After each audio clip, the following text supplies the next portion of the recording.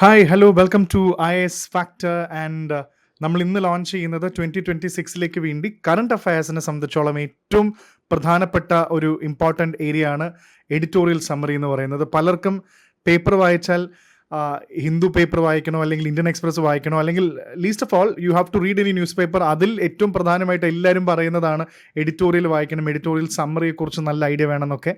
So അത് ഏറ്റവും reality എന്താണെന്ന് വെച്ചാൽ പല ആൾക്കാർക്കും എഡിറ്റോറിയൽ സമ്മറി വായിച്ചാൽ മനസ്സിലാവുന്നില്ല. ബിക്കോസ് അതിൻ്റെ ലാംഗ്വേജ് ആയിരിക്കാം അല്ലെങ്കിൽ അതിൻ്റെ രീതി ആയിരിക്കാം. ഇനി അതിനെക്കാട്ടുപരി ഞാൻ മനസ്സിലാക്കിയിട്ടുള്ളത് എഡിറ്റോറിയലിൻ്റെ ലാംഗ്വേജിനെക്കാട്ടൊക്കെ അപ്പുറത്തേക്ക് ആ കോൺസെപ്റ്റ്സ് പലപ്പോഴും നിങ്ങൾക്ക് ആ കോൺസെപ്റ്റ്സിൻ്റെ ബേസിക്സ് ഇല്ല. അപ്പോൾ ആ ബേസിക്സ് ഇല്ലാത്ത കോൺസെപ്റ്റ്സിനെ if you try to chase a concept which you do not know, obviously you will end up knowing nothing. ഇതാണ് അതിൻ്റെ തിയറി. സോ ഇത് മാറ്റാൻ വേണ്ടിയാണ് എഡിറ്റോറിയൽ സമ്മറി നമ്മൾ ലോഞ്ച് ചെയ്യുന്നത്. നമ്മുടെ ഫസ്റ്റ് ഇമ്പോർട്ടൻറ്റ് സെഷനാണ് ജൂൺ തൊട്ട്, ഈ ജൂൺ 2025 തൊട്ട് ഇനി അടുത്ത എക്സാം വരെയുള്ള മെയിൻ ആയിട്ടുള്ള കാര്യങ്ങളെല്ലാം നമ്മൾ ഇതിൽ കവർ ചെയ്യുന്നതായിരിക്കും. Okay, so this is the class 1 and പ്രധാനമായിട്ടും നമ്മൾ എങ്ങനെയാണ് ഇത് ചെയ്യാൻ പോകുന്നതെന്നുള്ളൊരു ഇമ്പോർട്ടൻറ്റ് ഐഡിയ ഇവിടെ ഉണ്ട്. So with me Arjun R. Shankar, you can read about me. I'm the founder of IAS Factor and you can definitely read more about me. പിന്നെ എന്തുകൊണ്ടാണ് എഡിറ്റോറിയലിൻ്റെ പ്രധാനപ്പെട്ട ഇഷ്യൂ, ഇവിടെയാണ് എഡിറ്റോറിയലിൻ്റെ മെയിൻ ആയിട്ടുള്ള കാര്യങ്ങൾ നമ്മളിവിടെ ഡിസ്കസ് ചെയ്ത് പോകുന്നത്. പലപ്പോഴും ഇത് വായിച്ചു കഴിഞ്ഞാൽ ഭയങ്കര സ്ലീപ്പി ആയിട്ടുള്ളൊരു മോഹൻദായ് ഇതിൽ കാണുന്ന പോലെ തന്നെ കുറച്ച് സ്ലീപ്പി ആയിരിക്കും. കാരണം ഇത് വായിച്ചാൽ പറ്റുമോ ഇല്ലയോ. പക്ഷേ ഏറ്റവും കൂടുതൽ ഗോൾഡ് മൈൻ ആണ്. This is A gold mine of the UPSC questions. അത് നമുക്ക് ഇന്നത്തെ ഏരിയ കാണുമ്പോൾ മനസ്സിലാവും. പലപ്പോഴും നമ്മൾ വിചാരിക്കും ഇതൊക്കെ അത്ര ഇമ്പോർട്ടൻ്റ് ആണോ അല്ലേ എന്നൊക്കെ അല്ലേ. പക്ഷേ എല്ലാത്തിനും വളരെയധികം യൂസ്ഫുൾ ആയിട്ട് UPSCക്ക് വേണ്ടിയുള്ള ഒരു രീതിയിലാണ്. So that is why get back and learn.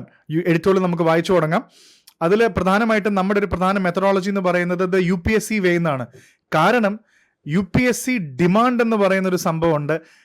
UPSCക്ക് വേണ്ട രീതിയിൽ, കാരണം that is UPSC civil service എക്സാമിന് വേണ്ട രീതിയിൽ എഡിറ്റോറിയൽ വായിക്കണം. നമ്മളൊരു കാഷ്വൽ റീഡറിനെ പോലെ വായിച്ചിട്ട് കാര്യമില്ല. From that we need to be able to get random questions for prelims as well as mains. So we need to decode that exactly. അതാണ് നമ്മുടെ ഏറ്റവും ഇമ്പോർട്ടൻ്റ് ആയിട്ടുള്ള priority. So that is what we have to work for. Definitely നമ്മുടെ ബാച്ചുകളുണ്ട്. You can definitely join for any of the courses by IAS factor. നമ്മുടെ live batch ഉണ്ട്, mentorship ഉണ്ട്, അതേപോലെ തന്നെ ആൻസർ റൈറ്റിംഗ് പ്രോഗ്രാമും ഉണ്ട്. സോ ഇനി നമുക്ക് എഡിറ്റോറിയലിലേക്ക് പോവാം. ഇന്നത്തെ നമ്മൾ ജൂൺ 1 തൊട്ട് നമ്മൾ എല്ലാ ഇതിൻ്റെ രീതി എന്ന് പറഞ്ഞാൽ എല്ലാ എഡിറ്റോറിയലും ഡിസ്കസ് ചെയ്യണം എന്നല്ല. I will discuss the most important editorials which I feel എൻ്റെ ഫീലിംഗിനെക്കാട്ടും കൂടുതൽ UPSCക്ക് ഒരു ക്വസ്റ്റ്യൻ ഉണ്ടാക്കാൻ സാധിക്കും എന്ന് തോന്നുന്ന ഒരു editorial I definitely pick it up. Date ഒന്നും അല്ല, റാൻഡം വൈസ് ആണ് നമ്മൾ നോക്കുന്നത്. ഇങ്ങനത്തെ ഒരു എഡിറ്റോറിയൽ കണ്ടാൽ പൊതുവെ നമ്മൾ വായിക്കുന്നത് കുറവായിരിക്കും. കാരണം India needs to grow faster to transition as a developed economy and the growing pains. So ഇത് കാണുമ്പോൾ തന്നെ എക്കണോമി റിലേറ്റഡ് ആണ്. എക്കണോമി റിലേറ്റഡ് ആകുമ്പോൾ തന്നെ നമുക്ക് അത് പഠിക്കാനുള്ള ഇൻട്രസ്റ്റ് അവിടെ തന്നെ പോവുകയാണ്. സോ ഇതൊക്കെ പഠിച്ചിട്ട് കാര്യമുണ്ടോ എന്നൊക്കെ നമുക്ക് ചിലപ്പോൾ നമുക്ക് തോന്നാം. സോ ഇത് നമുക്ക് ആക്ച്വലി ഈ ഒരു കോണ്ടെക്സ്റ്റിൽ നമുക്ക് എന്താണ് എന്നുള്ള രീതിയിൽ നമുക്കിതൊന്ന് പഠിച്ചു നോക്കാം. ഇതിൽ പ്രധാനപ്പെട്ട കാര്യങ്ങൾ എന്താണെന്നുള്ളത്. സോ എഡിറ്റോറിയൽ സ്റ്റാർട്ട് ചെയ്യുന്നതിന് മുന്നേ തന്നെ will actually go through this UPSC filter. ഇതാണ് നമ്മുടെ UPSC ഫിൽട്ടർ. നമ്മളൊരു ചായയൊക്കെ സ്റ്റെയിൻ ചെയ്യുന്ന പോലെ തന്നെ എഡിറ്റോറിയൽ നമ്മൾ ഈ ഫിൽട്ടർ ഉപയോഗിച്ചിട്ട് ആവശ്യമുള്ള കാര്യം മാത്രം എടുക്കാം. Okay, so let's do the UPSC filter and let's get the core. First editorial on that. ആദ്യത്തെ എഡിറ്റോറിയൽ ഡെഫിനറ്റ്ലി ഡിസ്കസ് ചെയ്യുന്ന ടോപ്പിക് നിങ്ങൾ വായിച്ചു എന്ന് വിചാരിക്കുന്നു. It revolves around economic performance, അതേപോലെ തന്നെ realistic assessment, the Q4 growth of 7.4%, double digit growth. ഇങ്ങനത്തെ articles ഒക്കെ കാണുമ്പോൾ പൊതുവെ നമുക്ക് വായിക്കണോ അല്ലെങ്കിൽ വായിച്ചിട്ട് മനസ്സിലാവും എന്നുള്ളത് നോക്കാം നമുക്ക്.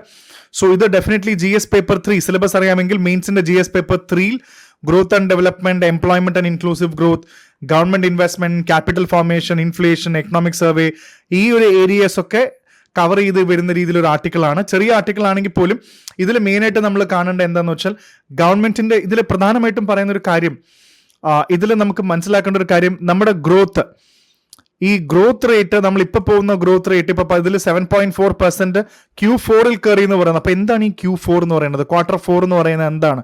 പക്ഷെ ഓവറോൾ ഗ്രോത്ത് കുറച്ചുകൂടെ കുറവാണ്. 6.5% എങ്ങാണ്ടേ ഉള്ളൂ. ഇത് വളരെ കുറവാണ്. സോ ഇതൊക്കെ വെച്ചിട്ട് India 2047, because we are having a very larger vision of something called Vikasit Bharat. So do you think by 2047 we'll be able to become a Vikasit Bharat? So ഈ ഒരു ചോദ്യത്തിന് ഇത്രയും ഗ്രോത്ത് റേറ്റ് മതിയോ? അതേപോലെ തന്നെ മറ്റ് പ്രധാന കാര്യങ്ങൾ ഇതിനകത്ത് ഡിസ്കസ് ചെയ്യാനുണ്ട്. What is gross value added, അങ്ങനത്തെ കുറച്ച് കാര്യങ്ങളും ഇതാണ് ഇതിനകത്ത് മെയിനായിട്ട് ഡിസ്കസ് ചെയ്യുന്നത്. സോ റാൻഡം ആയിട്ട് നമുക്ക് പോയിന്റ്സ് കണ്ടുപോകാം. മിക്സഡ് സിഗ്നൽസ് എന്നാണ് പറയുന്നത്. ചില ആൾക്കാർ വളരെ ഹാപ്പിയാണ്, കാരണം Q4 7.4% ഗ്രോത്ത് ഉണ്ട്. എന്താണ് ഈ Q4? നമുക്ക് വളരെ സിമ്പിളായിട്ട് മനസ്സിലാക്കാം. ഞാൻ പറഞ്ഞുതരാം എന്താണ് Q4 എന്നുള്ളത്. ചില ആൾക്കാർ പറയുന്നു ഇത് ഒരു ക്വാർട്ടറിലെ അല്ലേ, മറ്റേത് 6.5 അല്ലേ. സോ ഇത് കഥ പറയുന്നതിന് മുന്നേ നമുക്ക് ആദ്യം മനസ്സിലാക്കാം എന്താണ് Q4 എന്ന് ഉദ്ദേശിക്കുന്നത്. നമ്മുടെ ഇന്ത്യയിലെ financial year definitely April to March 31 ആണെന്ന് നമുക്കറിയാം. കാരണം March 31 എല്ലാവരും ബാങ്കുകാരും അല്ലെങ്കിൽ ചാർട്ടേഡ് അക്കൗണ്ടൻസ് ഒക്കെ ഭയങ്കര ഓടി തീർക്കുന്ന ഫിനാൻഷ്യൽ ഇയർ എൻഡിംഗ് ആണ്. നമ്മൾ ന്യൂ ഇയർ ആഘോഷിക്കുന്ന പോലെയല്ല, ഫിനാൻഷ്യൽ ഇയർ അവിടെ അവസാനിക്കും March 31. സോ നമ്മൾ ഇന്ത്യയുടെ ഫിനാൻഷ്യൽ ഇയറിന് 4 ക്വാർട്ടർ ആയിട്ട് തിരിച്ചിട്ടുണ്ട്. സോ 3 മാസം 3 into 4 12 എന്ന കാറ്റഗറിയിൽ you can see April to June is 1 and July to September is another. October to December and January to March എന്ന് പറയുന്നതാണ് Q4 അല്ലെങ്കിൽ 4ാമത്തെ ക്വാർട്ടർ എന്ന് പറയുന്നത്. സോ 4ാമത്തെ ക്വാർട്ടറിൽ 7.4% ഗ്രോ ചെയ്തു എന്ന് പറയുമ്പോൾ ഇന്ത്യ ഗ്രൂ ബൈ 7.4%. ഈ ഒരു ക്വാർട്ടറിൽ ഗ്രോ ചെയ്തു എന്നാണ് പറയുന്നത്. അവിടെ ഇപ്പൊ ഇത് മനസ്സിലായെന്ന് വിചാരിക്കുന്നു. 4 ക്വാർട്ടർ ആയിട്ട് നമുക്ക് എപ്പോഴും കാണാൻ സാധിക്കും. ഇത് വളരെ ഇമ്പോർട്ടൻറ്റ്, സിമ്പിൾ ആയിട്ട് മനസ്സിലാക്കിയാൽ മതി. അപ്പൊ 7.4% ഗ്രോ ചെയ്തു എന്ന് പറയുന്ന സന്തോഷിക്കുന്ന ആൾക്കാരുണ്ട്. അതേപോലെ തന്നെ ലോ ആനുവൽ ഗ്രോത്ത് റേറ്റ്, ഇതൊരു ക്വാർട്ടർ Q4 മാത്രമല്ലേ, മൊത്തം ഫിനാൻഷ്യൽ ഇയറും ഇന്ത്യയുടെ ഗ്രോത്ത് റേറ്റ് നോക്കുമ്പോൾ പലരും പറയുന്നത് 6.5%. എക്സ്പേർട്സ് പറയുന്നത് അത് കുറച്ച് കുറവല്ലേ. ഒരു ക്വാർട്ടറിൽ മാത്രം ജമ്പ് ചെയ്ത്, ഇപ്പോൾ നിങ്ങളുടെ പരീക്ഷ നടത്തുന്ന പോലെയല്ല. നിങ്ങളൊരു എക്സാം എഴുതി കോളേജിലൊക്കെ അല്ലെങ്കിൽ സ്കൂളിലൊക്കെ പഠിക്കുമ്പോൾ ഫസ്റ്റ് സെമസ്റ്ററിൽ ഇത്ര മാർക്ക്, സെക്കൻഡ് സെമസ്റ്ററിൽ, തേർഡ് സെമസ്റ്ററിൽ നിങ്ങൾക്ക് ഭയങ്കരമായ മാർക്ക് കിട്ടിയേണ്ട കാര്യമില്ലല്ലോ. മൊത്തം നിങ്ങളുടെ സെമസ്റ്റർ മാർക്ക് മൊത്തം സെമസ്റ്റേഴ്സിന്റെ കാൽക്കുലേറ്റ് ചെയ്യുമ്പോൾ നിങ്ങൾക്ക് മാർക്കില്ല എന്ന് പറയുന്ന പോലെയാണ് ഇവിടെ അവരിത് പറഞ്ഞത്. സോ 7.4% ഗ്രോ ചെയ്തെങ്കിലും മൊത്തം growth rate when you look at the entire financial year, the overall GDP growth rate was 6.5%, which is 7.4 was just one growth. So ഇതൊരു പ്രശ്നമാണെന്നാണ് ഇവർ പല എക്കോണമിസ്റ്റും പറയുന്നത്. അപ്പോൾ ഇതിനകത്ത് നിന്ന് നമുക്ക് ഈ ഒരു ഇൻഫർമേഷൻ നമുക്ക് മനസ്സിലാക്കാൻ പറ്റുന്നുണ്ട്. പിന്നെ എന്തുകൊണ്ടാണ് Q4 ഇത് എക്സ്ട്രാ ഇൻഫർമേഷൻ? ഈ Q4 ഇമ്പോർട്ടൻ്റ് എന്താണ്? ഈ Q1 2 3 4 ഇമ്പോർട്ടൻ്റ് ആവാനുള്ള കാര്യം എന്താണെന്ന് വെച്ചാൽ ഇതെല്ലാം UPSCയുടെ വേയിലാണ്. ഇങ്ങനെയൊക്കെ വേണമെങ്കിൽ പ്രിലിംസിൽ ചോദ്യം ചോദിക്കാം. എക്കോണമി എങ്ങനെ അവസാനിച്ചു എന്നുള്ളത് വളരെ ഇമ്പോർട്ടൻ്റ് ആണ്. ഈ ഒരു സമയത്താണ് ഗവൺമെന്റും പ്രൈവറ്റ് സെക്ടേഴ്സും അത്യാവശ്യം നല്ല ടാർഗറ്റുകൾ ഉണ്ട്. ടാർഗറ്റുകൾ മീറ്റ് ചെയ്യാൻ വേണ്ടി നന്നായിട്ട് കയറ്റും. അതായത് spike, that is a word spike. Usually we can see a spike coming in. അപ്പൊ നന്നായിട്ട് സ്പെൻഡിങ്ങും കാര്യങ്ങളെല്ലാം കൂട്ടുന്ന സമയമാണ്. കാരണം നല്ല ടാർഗറ്റ് അച്ചീവ് ചെയ്യാൻ വേണ്ടി ഇത് ചെയ്യുന്നതാണ്. സോ അടുത്ത വർഷം എങ്ങനെ എക്കോണമി പെർഫോം ചെയ്യുന്നുള്ളൊരു സിഗ്നലും കൂടെ നമുക്കിത് തരുന്നുണ്ട്. സോ ഇതൊക്കെയാണ് Q4 ഇമ്പോർട്ടൻ്റ് ആവുന്നത്.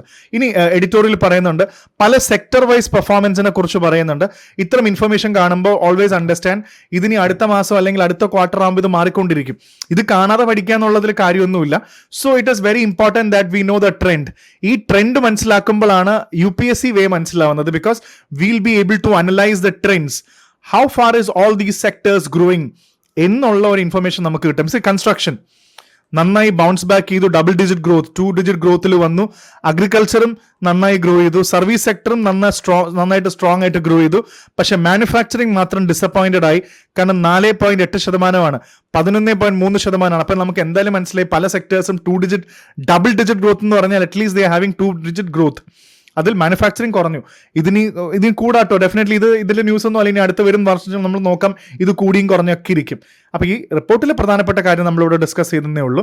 പിന്നെ ഇതിനകത്ത് വളരെ പ്രധാനപ്പെട്ട ഒരു സംഭവം ഉണ്ട്. നമ്മുടെ ഗ്രോത്ത്, ഇതൊരു നല്ല ഡിസ്കഷനാണ്, എക്കണോമിക്സ് വൈസ് ഡിസ്കഷനാണ്. നമുക്ക് രാജ്യത്തുണ്ടാവുന്ന ഗ്രോത്ത് ശരിക്കും പ്രൊഡക്ഷൻ ബേസ് ചെയ്തിട്ട് ഉണ്ടാവുന്നതാണോ അതോ ആർട്ടിഫിഷ്യലി ട്രിഗർ ചെയ്യുന്നതാണോ? That is an important thing. ഇത്തരം ഇൻഫർമേഷൻ എല്ലാം GS പേപ്പർ 3 വളരെ ഇമ്പോർട്ടൻ്റ് ആയിട്ട് മനസ്സിലാക്കേണ്ടതാണ്. So is our growth production linked or artificially driven? അതിന്റെ കാര്യം എന്താണെന്ന് വെച്ച് കഴിഞ്ഞാൽ നമുക്ക് ഇവിടെ നോക്കുമ്പോൾ മനസ്സിലാവും. ഈ 7.4% ഗ്രോത്ത് വന്നു എന്ന് പറയുന്നത് 12.7% നെറ്റ് ടാക്സസിന്റെ ഇൻക്രീസ് ആണ്. നെറ്റ് ടാക്സ് ഇൻക്രീസ് ചെയ്തു. സോ അവിടെ നമുക്ക് ഇനി ഇത് മനസ്സിലാവണമെങ്കിൽ 2 കാര്യം മനസ്സിലാക്കണം. ഒന്ന്, ഗ്രോസ് വാല്യൂ ആഡഡ്, GVA എന്ന് പറഞ്ഞ GDP പോലെ തന്നെ.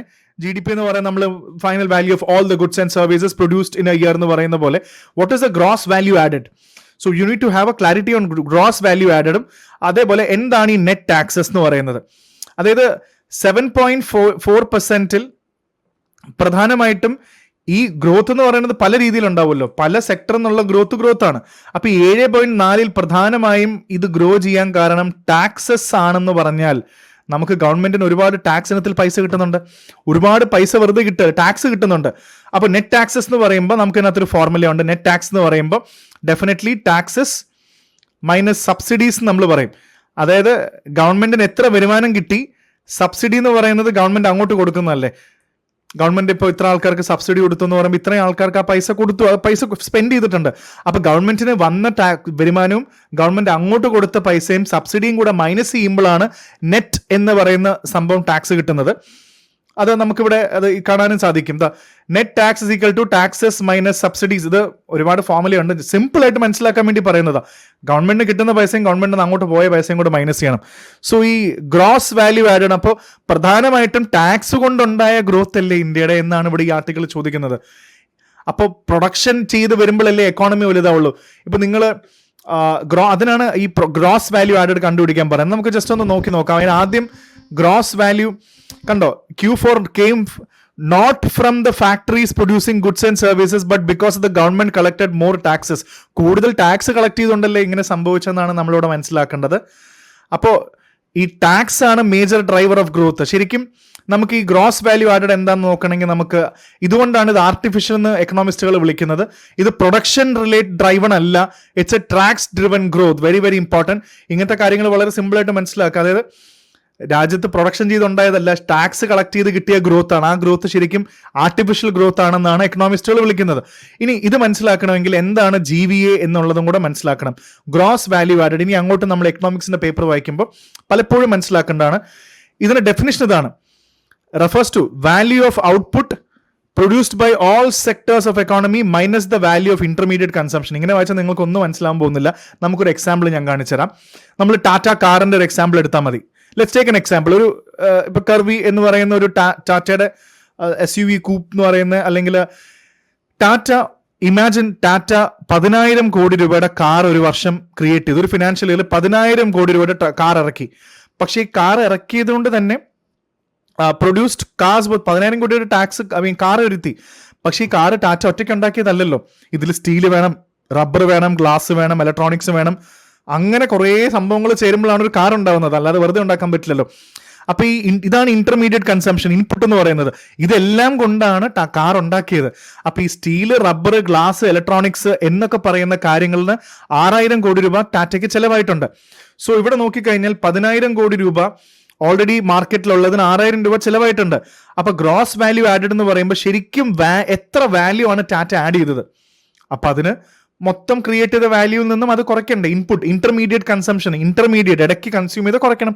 ഇവിടെ 6,000 കോടി കുറച്ച് കഴിയുമ്പോൾ 4,000 കോടിയാണ്. അപ്പൊ നമുക്ക് ടാറ്റയുടെ ഈ 10,000 കോടി കാർ ഇറക്കി ഇപ്പൊ GVA എന്ന് പറയുന്നത് 10,000 കോടിയാണ് എന്ന് പറയുന്നൊരു ഫിഗറിലേക്ക് നമുക്ക് ഇവിടെ എത്താൻ സാധിച്ചു. So you can see 4,000 crore represents Tata Motors contribution. അത് വേജ്, പ്രോഫിറ്റ്സ്, ഡിപ്രിസിയേഷൻ എല്ലാം കൂടെ. അപ്പൊ ഇതാണ് GVA എന്ന് പറയുന്നത്.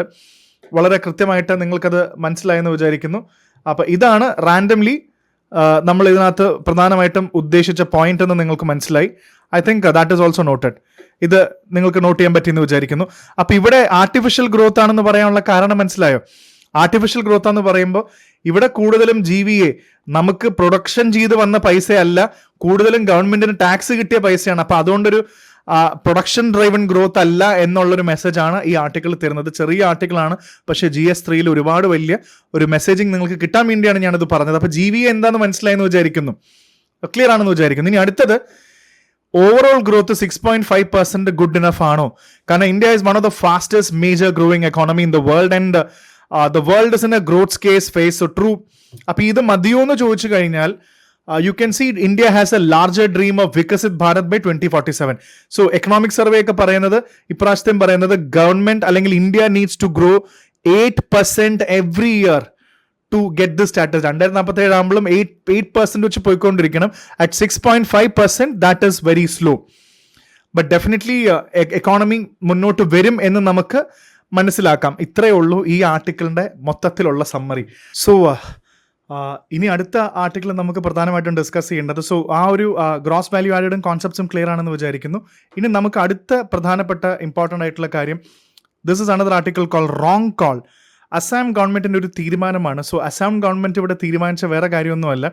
You can see simple very story വളരെ പെട്ടെന്ന് പറയുകയാണെങ്കിൽ അസാം ഗവൺമെൻറ് ഇവിടെയുള്ള ചില ഇൻഡിജിനസ് കമ്മ്യൂണിറ്റീസ്, ബോർഡർ ഏരിയസിൻ്റെ അടുത്ത് താമസിക്കുന്ന കുറേ കമ്മ്യൂണിറ്റീസിൻ്റെ അടുത്ത് ഇവർക്ക് ഗൺ ലൈസൻസ് കൊടുക്കാൻ പോവുകയാണ്. ഗൺ ലൈസൻസ് എന്ന് പറഞ്ഞാൽ ആംസ് ലൈസൻസ് കൊടുക്കാൻ പോവുകയാണ് to eligible indigenous communities in remote and vulnerable areas in the state where it is fraught with danger. They are going to hand out arms and ammunitions. So ഇത് ശരിയായിട്ടുള്ള രീതിയാണോ? Is it constitutional to do this? അങ്ങനെ കൊടുത്താൽ ആ സ്റ്റേറ്റിൻ്റെ അവസ്ഥ എന്തായി മാറും? അവിടുത്തെ ആൾക്കാരുടെ അവസ്ഥ എന്തായി മാറും? ഛത്തീസ്ഗഡിലെ സൽവാജുഡും അങ്ങനെ ഒരു സംഭവമുണ്ട്. If you do not no സൽവാജുഡും, it is even equated to that level. അപ്പോൾ ഈ ഒരു ആസ്പെക്റ്റിൽ എന്തായിരിക്കും എന്നുള്ളത് നമുക്ക് മനസ്സിലാക്കാം. So let's apply the UPSC filter. Let's get to the core ആയിട്ടുള്ള കാര്യം മാത്രം നമുക്ക് ഇതിനകത്ത് നിന്ന് എടുത്തു പോവാം. Okay, so beginning the let's go ahead. So main ആയിട്ടുള്ള ഇത്ര കാര്യങ്ങളേ ഉള്ളൂ. അപ്പോൾ നമുക്ക് ഇതിനകത്ത് മനസ്സിലാക്കേണ്ട കാര്യം why Assamese government is doing this. Assamese government ഇവിടെ ചെയ്യുമ്പോൾ this is actually given to areas, indigenous group of people. Border ഏരിയാസിലാണ് കൂടുതലും. ഇന്റർനാഷണൽ ബോർഡേഴ്സ് ആണ്, സ്റ്റേറ്റ് ഇന്റർസ്റ്റേറ്റ് ബോർഡേഴ്സിലല്ല. It's more of national borders. Especially the main aspect is regarding the Bangladesh issue തന്നെയാണ് ഇതിൽ മെയിനായിട്ടുള്ള പ്രധാനപ്പെട്ട കാര്യം. ബിക്കോസ് ഇവിടെ നിന്നും ഒരുപാട് smuggling, arms, illegal entry, illicit migration എല്ലാം നടക്കുന്ന ഒരു ഏരിയ ആണ്. അവിടെ ഈ ഇൻഡിജിനസ് കമ്മ്യൂണിറ്റിന് ആംസ് കൊടുത്താൽ ശരിയാണോ? ആ കോണ്ടെക്സ്റ്റിൽ you need to know what you mean by PB or prohibitory bore. തോക്കുകളിലെ ആംസ് ആക്ട് പോലെ തന്നെ you should know what is prohibitory bore and what is non prohibitory bore, which is PB and NPB. എന്താണ് PBയും NPBയും തമ്മിലുള്ള വ്യത്യാസം എന്നുള്ളത് we have to have an idea in this. Okay, so this is it. And let's ഏതൊക്കെ പേപ്പറിലാണ് GS paper 2 polity ഗവർണൻസിൽ ഈ ആൻസർ വളരെ ഇമ്പോർട്ടൻ്റ് ആണ്. Especially law and order administration, governance ഏരിയയിലും എത്തിക്സ് ആൻഡ് അക്കൗണ്ടബിലിറ്റി. ശരിക്കും government state action, coercive power and potential misuse, പിന്നെ central state relationship. ശരിക്കും ഫെഡറലിസം എന്നൊക്കെ പറയുമ്പോൾ ഒരു സ്റ്റേറ്റ് എടുക്കുന്ന തീരുമാനം നാഷണൽ സെക്യൂരിറ്റിനെ ബാധിക്കാൻ പോവുകയാണ്. So how is it going to effect the national security? So what do you think will be the larger features of that? We need to be really aware about all these question. ഇനി നമുക്ക് ethics പേപ്പറിലും important ആണ്. കാരണം moral legitimacy of state action, case study പൊട്ടൻഷ്യലിന് വളരെ important ആണ്. So ethics, integrity, ആപ്റ്റിറ്റ്യൂഡിനെല്ലാം ഈ ഏരിയ ഇമ്പോർട്ടൻ്റ് ആണ്. So let's understand the problem. What did the Assam government propose? They are planning to give arms, തോക്കും ammunition licenses to eligible indigenous communities in the remote and vulnerable areas, especially near the Bangladesh border. So this is എന്തിനാ കൊടുക്കുന്നതെന്ന് ചോദിച്ചാൽ to enhance personal security and instill confidence among the local residents of that place. So interstate, it will not apply to interstate borders but only international border areas. So one pretext is that because India-Bangladesh border ഭയങ്കര porous ആണെന്നാണ് പറയുന്നത്. This can also be a question. എന്തിനാണ് ഈ porous ആവുന്നതെന്ന് വെച്ചാൽ illegal migration, smuggling, border management, fencing issues ഒക്കെ ഉണ്ട്. അപ്പോൾ അവിടുത്തെ ആൾക്കാർക്ക് കോൺഫിഡൻസ് കൊടുക്കാൻ വേണ്ടിയാണ് ഇത് ചെയ്യുന്നത്. സോ ഇത് കണ്ടോ, ആംസ് ആക്ട് പോളിസി 1959 അനുസരിച്ചിട്ട് there is something called as prohibitory bore. ഇതൊക്കെ കറക്റ്റ് UPSCയുടെ ചോദിക്കുന്ന രീതിയാണ്. NPB അടുത്ത പരീക്ഷയ്ക്ക് വേണമെങ്കിൽ ഇങ്ങനെയൊക്കെ ചോദിക്കാം, അല്ലെങ്കിൽ മെയിൻസിന് നമുക്കൊരു പോയിന്റായി. What is prohibitory bore and non prohibitory bore എന്താന്ന് ആംസ് ആക്ട് വെച്ച് നമുക്ക് മനസ്സിലാക്കണം. സോ അതും കൂടെ എക്സ്പ്ലെയിൻ ചെയ്യാം. പ്രൊഹിബിറ്ററി ബോർ എന്ന് പറഞ്ഞാൽ they are automatic fire, continuously automatic fire arms ആണ്, സെമി ഓട്ടോമാറ്റിക് ഫയർ ആംസ് ആണ്. Just like AK-47. ഇത് AK-47 അല്ല കൊടുത്തിരിക്കുന്നത്. Just like AK-47, it's A semi automatic which triggers the pull and ഇതിങ്ങനെ trigger pull ചെയ്യുന്നവരും automatically റീഡോൾസ് automatically ഇത് fire ചെയ്തുകൊണ്ടിരിക്കും. High powered and more dangerous weapon ആണ്. ഇപ്പം നാളെ എനിക്കൊരു ബുദ്ധിമുട്ടുണ്ടായി, ഇപ്പം എനിക്കൊരു വധഭീഷണിയുണ്ട്, എനിക്ക് സെൽഫ് ഡിഫൻസിന് വേണ്ടി തോക്ക് അപ്ലൈ ചെയ്യുമ്പോൾ എനിക്ക് AK-47 വേണമെന്ന് പറയാൻ പറ്റില്ലല്ലോ. എൻ്റെ സ്വയരക്ഷയ്ക്ക് വേണ്ടി എനിക്ക് AK-47 ചോദിക്കാൻ പറ്റില്ല. പക്ഷേ unless I belong to a VIP politician category, ജഡ്ജിൻ്റെ ഒക്കെ പോലെ, അപ്പോഴും നമുക്ക് കൈവശം വെക്കാനുള്ളത് ഇമ്പോർട്ടൻ്റ് ആണ്. അപ്പോൾ പ്രൊഹിബിറ്ററി ബോർ എന്ന് പറഞ്ഞാൽ only those who face grave and imminent threat to lives, politicians, judges, individuals, terrorist threat ഒക്കെയാണ് കൂടുതലും വരുന്നത്. ഏറ്റവും ഇമ്പോർട്ടൻറ്റ് പ്രിലിംസിനൊക്കെ ചോദിക്കാൻ പോലെ this is issued by the Ministry of Home Affairs. MHA ആണ് ഇത് റിലീസ് ചെയ്യുന്നത്. അത് വളരെ ഇമ്പോർട്ടൻ്റ് ആയിട്ട് മനസ്സിലാക്കുക. ഇനി എക്സാമ്പിൾസ് വേണമെങ്കിൽ നോക്കാം. AK-47, INSAS, SLR, MP5, 9mm pistols ഉണ്ട്. Any automatic or semi-automatic carbine, rifle or pistol qualifies to be a prohibitory bore. ഇതാണ് ഇതിൻ്റെ എക്സാമ്പിൾസ്. പരീക്ഷയ്ക്ക് ചോദിച്ചാൽ ഇതൊരു എക്സാമ്പിൾ ആണ് പ്രൊഹിബിറ്ററി ബോറിൻ്റെ. And moving on to the next important is what is non prohibited bore or എന്താണ് NPB? സാധാരണ ഇതേപോലത്തെ പിസ്റ്റളൊക്കെ ഇല്ലേ, 0.32 കാലിബർ ഉള്ള, നമ്മൾ സെൽഫ് ഇതിനൊക്കെ വേണ്ടി ഉപയോഗിക്കുന്നത്. Less powerful, commonly for self defence, sports shooting, crop protection. ഇത് ഒരു സ്റ്റേറ്റ് ഗവൺമെന്റോ ഡിസ്ട്രിക്ട് മജിസ്ട്രേറ്റോ ആണ് ഇത് റിലീസ് ചെയ്യുന്നത്, ഇതിന്റെ ഓർഡർ ഇറക്കുന്നത്. അപ്പോൾ അതിന്റെ എക്സാമ്പിൾസും ഓർത്തു വെച്ചോളൂ. ഇതിന്റെ ടേബിൾ ഒന്ന് ഓട്ടോമാറ്റിക്, സെമി ഓട്ടോമാറ്റിക് ആണ്, ഒന്ന് non automatic and bolt action ആണ്, സാധാ ഇത് വെച്ച് ഫയർ ചെയ്യുന്നതാണ്. മറിച്ച് ഹൈ പവറും മോഡറേറ്റ് പവറും ministry of Home affairs central government ആണ്, ഇവിടെ സ്റ്റേറ്റ് ഗവൺമെന്റും ഡിസ്ട്രിക്ട് മജിസ്ട്രേറ്റും ആണ്. സീരിയസ് ത്രെറ്റും സാധാരണ ജനത്തിനും ഇത് എടുക്കാൻ പറ്റും എന്നുള്ളൊരു മെസ്സേജ് ഇവിടെ ക്ലിയർ ആയെന്ന് വിചാരിക്കുന്നു.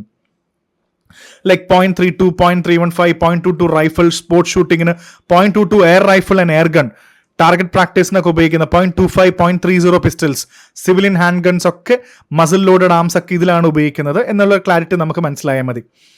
എന്തുകൊണ്ടാണ് ഇനി coming back to the Assam government, why is this problematic? Because ഇങ്ങനെ ആ സിവിലിയൻസിന് കൊടുക്കുകയാണെങ്കിൽ that will lead to വിജിലൻറ്റിസം.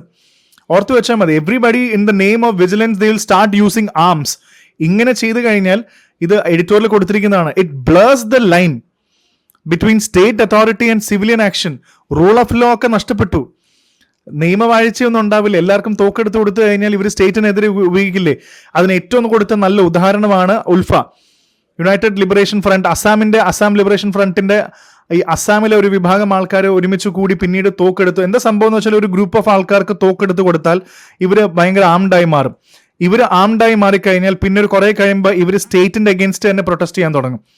They will start working against the state it self. So ഇത് ഭയങ്കര വയലൻസും സംഭവങ്ങളൊക്കെ കൊടുക്കും. സോ അതിന്റെ പ്രധാനപ്പെട്ട എക്സാമ്പിൾ നമുക്കിവിടെ നേരത്തെ പറഞ്ഞു. ശരിക്കും സ്റ്റേറ്റ് എന്തായിരുന്നു ചെയ്യേണ്ടതെന്ന് വെച്ചാൽ, it should not abdicate its core responsibility of law enforcement, and it should increase the police presence, strengthen the border patrol area, invest in intelligence and surveillance in vulnerable areas so that state is under the control and not the humans. അവിടുത്തെ സിറ്റിസൻസ് അല്ല human rights violate ചെയ്യപ്പെടേണ്ട അവസ്ഥ ഉണ്ടാവരുതെന്നാണ് ഇതിനകത്ത് പറയുന്ന പ്രധാനപ്പെട്ട aspect. I think ഇത് ക്ലിയർ ആണെന്ന് വിചാരിക്കുന്നു.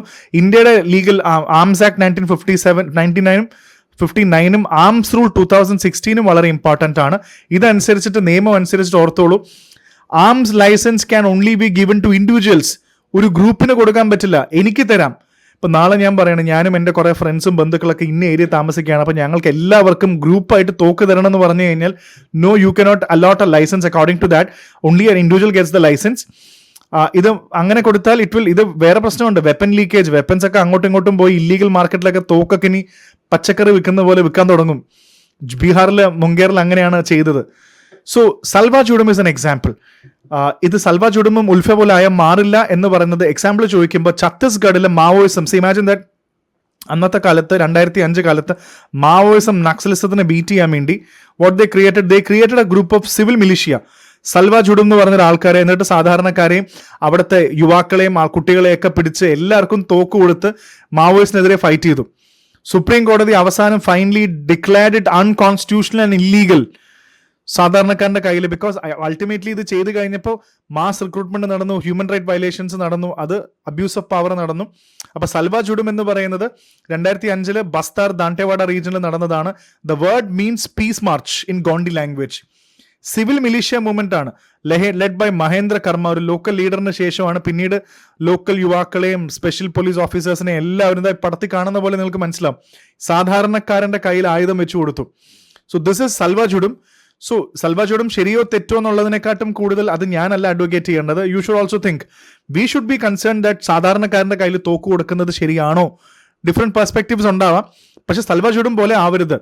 കാരണം it resulted in forced recruitment. ഒരുപാട് പേര് വെറുതെ പിടിച്ചുകൊണ്ട് പോയി കുട്ടികളെ സോൾജേഴ്സ് ആക്കി മാറ്റി, വീടുകളും വില്ലേജസും കത്തിച്ചു കളഞ്ഞു. The displaced more than 50,000 people. ഇതെല്ലാം അവസാനം 2011 6 വർഷം കഴിഞ്ഞിട്ട് supreme court of India deemed it as unconstitutional and led to the disbanded and disarmament of the complete ഇതിന്റെ ക്യാമ്പൊക്കെ നിർത്തിവെച്ചു. ഇങ്ങനെയായി മാറരുതെന്നാണ്. പിന്നെ അതേപോലെ തന്നെ ആംസ് ആക്ടിനെ കുറിച്ച് നമ്മൾ പഠിച്ചു. Acquisition, possession, manufacture. ഇന്ത്യയിൽ ഇത് വളരെ ഇമ്പോർട്ടൻറ്റ് നിയമമാണ്. അതിൽ നേരത്തെ പറഞ്ഞ പോലെ ഇൻഡിവിജ്വൽ ലൈസൻസ് മാത്രമേ ഉള്ളൂ, ഗ്രൂപ്പ് ബേസ്ഡ് കമ്മ്യൂണിറ്റി ലൈസൻസ് ഇല്ല എന്നുള്ളതും കൂടെ പ്രധാനമായിട്ടും നമ്മൾ ഇതിനകത്ത് ഓർത്ത് വെക്കണം. ഇനി ഒരു എത്തിക്സ് ക്വസ്റ്റ്യനും കൂടെ ഞാൻ തരാം. ഇങ്ങനത്തെ ഒരു question: should a government arm civilians for self defence in vulnerable areas, especially when the state's law enforcement machinery is perceived to be weak? Should a government arm civilians? ഇതാണ് ചോദ്യം. Discuss the ethical implication of such policy in the light of principles of rule of law, public trust and state responsibility. 3 കാര്യങ്ങളിലേക്ക് എന്താണ് ഇതിന്റെ implication എന്നുള്ളത്. അപ്പൊ ഇതിന്റെ എത്തിക്കൽ angle എന്താണെന്ന് വെച്ചാൽ നമ്മൾ ഇനി എത്തിക്കൽ ഡിലമ്മ, എത്തിക്കൽ ഡയമെൻഷൻ ഒക്കെ പഠിക്കുന്ന പോലെ ഇത് ഡിലമ്മയല്ല, ഡയമെൻഷനാണ്. Rule of law versus vigilantism. നിയമവാഴ്ച ഉണ്ടോ, അല്ലെങ്കിൽ സാധാരണ ജനങ്ങൾ ആയുധമേന്തി ഫോർമൽ ജസ്റ്റിസ് സിസ്റ്റത്തിനെ ബൈപ്പാസ് ചെയ്തു പോകുന്ന സിസ്റ്റം ശരിയാണോ? സ്റ്റേറ്റിന് ഒരു റെസ്പോൺസിബിലിറ്റി ഇല്ലേ, അല്ലാതെ സാധാരണക്കാണ്ടിൽ ആയുധം കൊടുക്കുന്നതിനെക്കാട്ടും. പിന്നെ obviously the dimension of misuse and bias. ഇന്ന ആൾക്കാർക്ക് തോക്ക് കിട്ടുന്നു, അവിടെയും ഒരു മിസ്യൂസ് വരും. പിന്നെ ഇതേപോലത്തെ പബ്ലിക്കിന്റെ വിശ്വാസം സ്റ്റേറ്റ് പോലത്തെ മെഷീനറിയിൽ നിന്നും മാറിപ്പോവും. Definitely human rights is a dimension. സൽവാജൂഡും പോലത്തെ എക്സ്പീരിയൻസ് നമ്മളെ കാണിക്കുന്ന ഒരുപാട് ഹ്യൂമൻ റൈറ്റ് വയലേഷൻസ് നടക്കാൻ സാധ്യതയുണ്ട്. സോ ഇത് വളരെ ഇമ്പോർട്ടൻ്റ് ആണ്. സോ ഐ ഹോപ്പ് ഇതായിരുന്നു നമ്മുടെ രണ്ടാമത്തെ പ്രധാനപ്പെട്ട ഒരു editorial item. So I hope you like the session. Do subscribe and do comment നിങ്ങളുടെ അഭിപ്രായങ്ങൾ, ഒപ്പീനിയൻസ് ഒക്കെ ഇടുക. And do subscribe the channel. And ബാക്കി അടുത്ത ഇതേപോലത്തെ എഡിറ്റോറിയൽസിൽ നമുക്ക് ദ UPSC വേയിൽ കറക്റ്റായിട്ട് നമുക്ക് പഠിച്ചു പോവാം. So thank you so much. And this is Arjun R Shankar. Thank U.